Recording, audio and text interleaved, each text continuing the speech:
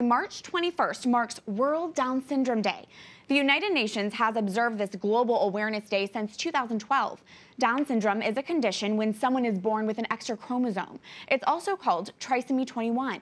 With the rise of prenatal screening tests, we know that tragically, babies prenatally diagnosed with Down syndrome are disproportionately aborted in the womb. In the United States, it's estimated 67% of babies with Down syndrome are aborted. I spoke with a vocal defender of rights for people with Down syndrome just a few days ago. Here's my interview with Congresswoman Cathy McMorris Rodgers of Washington State, whose son has Down syndrome. Congresswoman, welcome back to the show. Wonderful to be with you. Thanks for having me, Catherine. Absolutely. As we celebrate World Down Syndrome Day, can you tell our viewers about your son, Cole? Sure. World Down Syndrome Day is March 21st. It's 3/21 in recognition of Down syndrome being that duplicate 21st chromosome. So there's a third copy for those with Down syndrome. Our son Cole was born almost 12 years ago now. On April 29th, he was born with that extra 21st chromosome that most people know as Down syndrome. And his story is one where it wasn't what we expected, it wasn't what we had dreamed, and it was difficult news when we got it. Yet today I can testify that Cole has brought us so much joy. He is a little boy that delights so many. When he comes into the room, he just fills it up with joy, and he reminds me every day as to the value and the potential of every life. He's in 5th grade. He loves basketball. He loves football. He loves to be, with his family, and he just is a joyful kid. That is beautiful. Has having Cole as your son impacted your pro-life views in any way, Congresswoman? He certainly has reinforced for me the value and the potential of every life. I have been pro-life now, and to a certain degree, I feel like I knew it in my head. Now I know it in my heart. I see every day the value of every life, and it makes me sad that abortion often targets the most vulnerable. Those that have disabilities become the target instead of really celebrating every life and the value of every life. And that's what Cole does for us every day. You founded and serve as co-chair of the Congressional Down Syndrome Caucus. Can you tell us about its work? Sure. The Down Syndrome Caucus is focused on issues that are important to those with Down syndrome and other disabilities.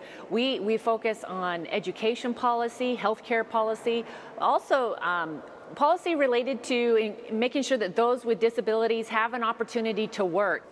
Here on EWTN Pro-Life Weekly, we really do want to highlight the beauty and value of our brothers and sisters with Down syndrome because we know they are often targeted in the womb. One estimate claims nearly 70% of babies prenatally diagnosed with Down syndrome are aborted in the U.S. alone. So, Congresswoman, if there is a couple out there who learned of a prenatal Down syndrome diagnosis, what is it that you want them to know?